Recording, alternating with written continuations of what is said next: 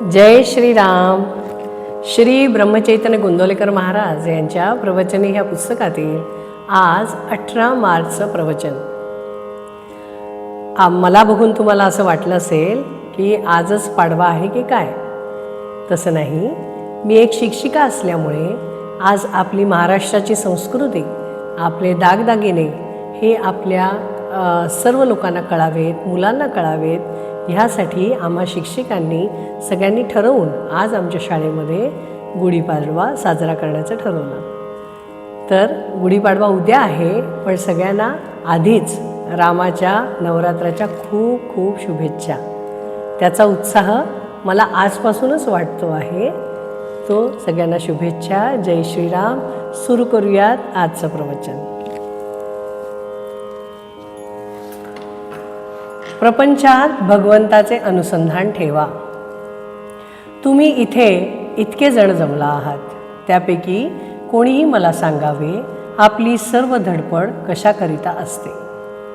प्रत्येकजण सुखासाठी खटपट करीत असतो. प्रपंचात सुख मिळावे असे सर्वांना वाटत असते आणि त्याकरता जो तो प्रयत्न करत असतो. परंतु आजपर्यंत प्रपंचात कोणाला सुख मिळाले आहे का? ज्याला मिळाले असेल त्याने तसे सांगावे. कोणी म्हणतो मजजवळ संपत्ती आहे पण संतान नाही.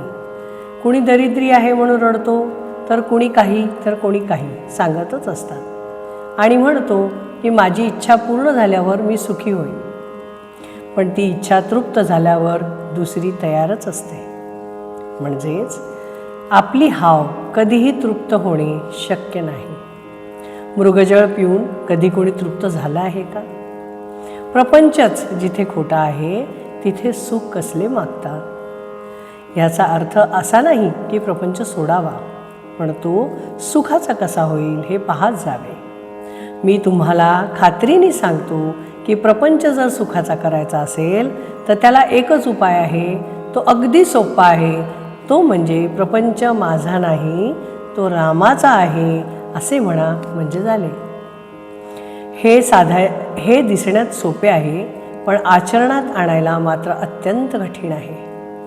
ते परमात्म्याची कृपा झाल्याशिवाय साधायचे नाही. याकरिता रामाला अनन्य भावाने शरण जावे, म्हणजे त्याची कृपा होईल. त्याच्या कृपेला तुम्ही देहबुद्धीचा बंधारा घालू शकत नाही. सर्व विसरून भगवंताला आळवावे. भगवंताची कृपा आपल्यावर आहेच असे म्हणावे.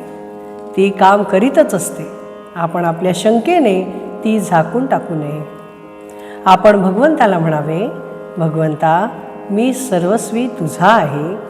माझा प्रपंच हा तुझाच आहे. तुझी भक्ती कशी करावी हे मला माहीत नाही. तूच मला मार्ग दाखव. तू जे करशील त्यात मी सामील होईन. अगदी मनापासून प्रार्थना करावी, मग तो ठेवील त्या परिस्थितीमध्ये आपण आनंदी राहावे. तुम्ही इतके कष्ट घेऊन मला भेटायला येता पण रिकामे परत जाता, हे पाहून मला खूप वाईट वाटते. माझ्याजवळ जे आहे ते तुम्हाला व्यावहारिक जगात कुठेही मिळायचे नाही. ते म्हणजे भगवंताच्या नामाचे प्रेम होय. जे संतांनी सांगितले आहे तेच मी सांगतो. ते सत्य आहे असे मनापासून समजा. खरोखर राम तुम्हाला सुखी करेल. तुम्हाला माझा आशीर्वाद आहे की तुम्हाला नामाचेच म्हणजे भगवंताचे प्रेम खात्रीने लाभेल.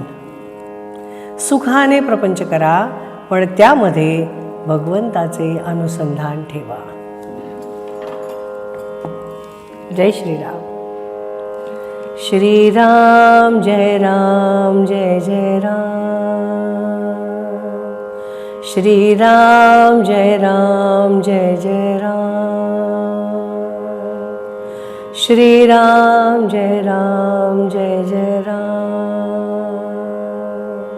श्रीराम जय राम जय जय राम.